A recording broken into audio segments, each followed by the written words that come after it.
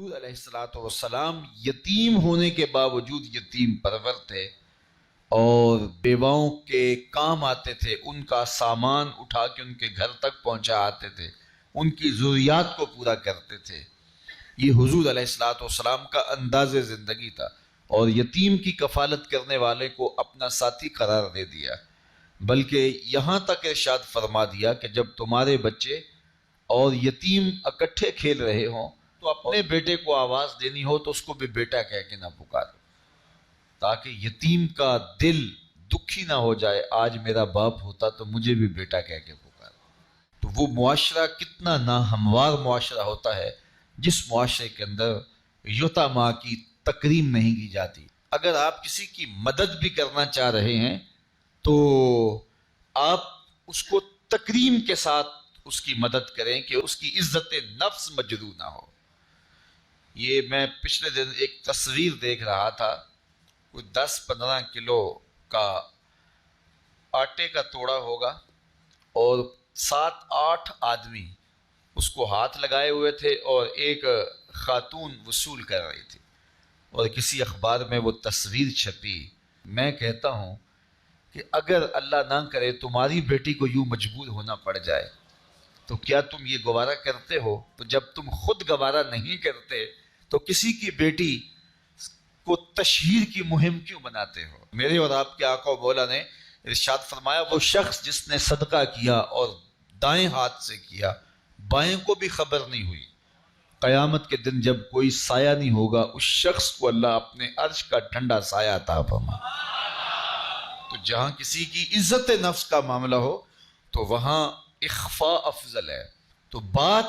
یتیم کی، لاچار کی، غریب کی، پریشان حال کی، آشفتہ سر کی مدد کی نہیں ہے، بلکہ اس کی تکریم کی ہے۔ تو قرآن نے کہا کلا بل لا تکرمون الیتیم، تمہاری پسماندگی اور ذلت اور بے چینی، رسوائی اور رحمت الہیہ سے محرومی اور عذاب الہی کے مسلط ہونے کا سبب یہ ہے کہ تم نے یتیم کو تکریم نہیں دی ہے، یتیم کو عزت نہیں دی ہے، اس کو وقار سے نہیں رکھا ہے۔ تو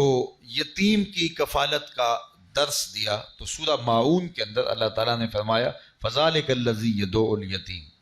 وَلَا يَحُضُّ عَلَىٰ طَعَامِ الْمِسْكِينِ، اور مسکین کو کھانا کھلانے کی تحریص نہیں دلاتا، کسی کو آمادہ نہیں کرتا، کسی کو ابھارتا نہیں ہے۔ اس میں 2 چیزیں بیان ہوئی ہیں، ایک تو یہ ہے کہ یتیم کو کھانا کھلانا، مسکین کو کھانا کھلانا، لاچار کو کھانا کھلانا اگر توفیق ہو تو از خود پیش کرے، لیکن اگر یہ توفیق نہیں ہے تو بندہ اس سے بری ذمہ ہو جائے کہ مجھے تو توفیق نہیں ہے، میں کیوں کروں، میں تو استطاعت نہیں رکھتا اور میں منہ پھیر کے چلا جاؤں۔ نہیں، یہ لفظ بتا رہا ہے کہ اگر تم خود استطاعت نہیں رکھتے، اس کی تڑپ اور اس کا درد محسوس کرو اور کسی ایسے شخص تک اس کی آواز پہنچاؤ جو یہ کام کر سکتا ہے۔ اللہ تعالیٰ نے مذمت کی ہے کہ اگرچہ استطاعت نہیں بھی رکھتا لیکن آنکھیں بند کر کے گزرا کیوں ہے؟ وہ کسی مالدار کے پاس جاتا اور اس کو کہتا میری گلی میں ایک مسکین سسک رہا ہے،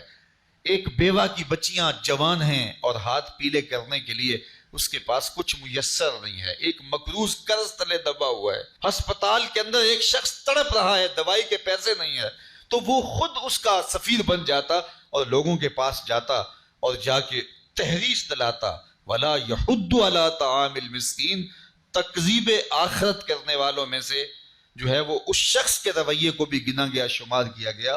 جو لوگوں کو ترغیب نہیں دلاتا، اور جو لوگوں کو توجہ دلاتا ہے اس کے بارے میں فرمایا گیا الدال علی الخیر کفاعلہ، جو کسی اچھائی کی طرف رہنمائی کر دے وہ کرنے والے کی طرح ہوتا ہے۔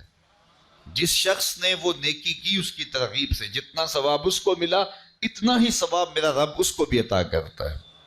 تو کسی دکھی، کسی لاچار، کسی مجبور کی مدد اور اس کی نصرت اور اس کی اعانت کے لیے کسی کو ترغیب دلا دینا یہ انسانیت ہوتی ہے، اور بس